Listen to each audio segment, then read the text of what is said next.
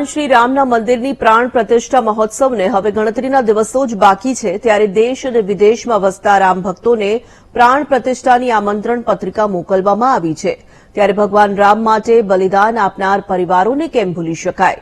રામ મંદિર માટે પોતાનું બલિદાન આપનાર પરિવારને શ્રી રામ મંદિર ટ્રસ્ટ દ્વારા આમંત્રણ આપવામાં આવ્યું છે। 2002માં થયેલા ગોધરાકાંડમાં પોતાના પ્રાણની આહુતિ આપનાર પંચાલ પરિવારને પણ આમંત્રણ આપવામાં આવ્યું કારણ કે 2002માં ગોધરામાં હિન્દુ કાર્યકરોને લઈને જતી એક ટ્રેનને સળગાવવાને કારણે 58 લોકોના મોત નીપજ્યા હતા જેમાં હર્ષદભાઈ પંચાલ, તેમના પત્ની નીતાબેન અને તેમની દીકરી પ્રતીક્ષાબેનનું પણ અવસાન થયું હતું જેને લઈને રામ મંદિર પ્રાણ પ્રતિષ્ઠા કાર્યક્રમમાં પરિવારના સભ્યોને આમંત્રણ પાઠવવામાં આવ્યું છે।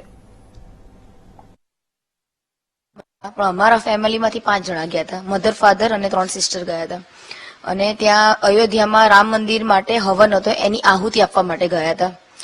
એટલે આહુતિ આપી દીધી, બધું થઈ ગયું। એના પછી આ ગોધરા કાંડ બન્યો। ઘરે આવતા આવતા સુધી તેમને આહુતિ એમને આપી પણ અમારા ઘરની આહુતિ થઈ ગઈ। એ વાતનું અમને બહુ જ દુઃખ છે, પણ અત્યારે એટલો આનંદ પણ એટલો છે કે ચલો એમને આહુતિના લીધે ગમે તે હોય પણ અમારા રામ મંદિર બને છે ને એની ખુશી પણ બહુ જ છે।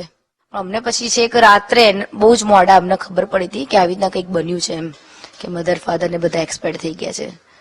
એમાંથી અમારા જે જનતાના ઘર હતું ને એની અંદરથી 11 જણા એક્સપાયર થઈ ગયા છે, 11 જણા, અને આમ 59 લોકો જણા એક્સપાયર થઈ ગયા હતા આની અંદર। એટલો વિશ્વાસ હતો કે મારા મમ્મી પપ્પાને તો કઈ થાય જ નહીં, એ લોકો તો પાછા આવશે જ।